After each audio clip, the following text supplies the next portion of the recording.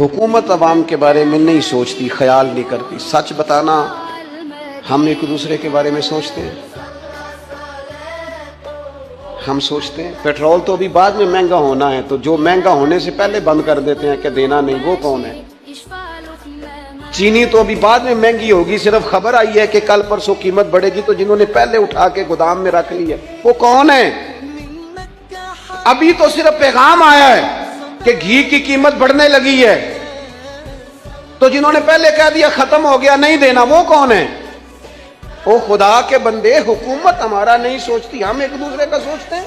मेरी अमीरों से गुजारिश है, थोड़े से जो इजाफी खर्चे हैं वो कम कर दें। एक दरवाजे के सामने होम डिलीवरी वाला खड़ा है 10,000 रुपए का खाना लेके, फास्ट फूड, और उसके साथ जो घर वाले हैं वो इंतजार कर रहे हैं कि बिजली का बिल जमा कराने को पैसे मिल जाएं।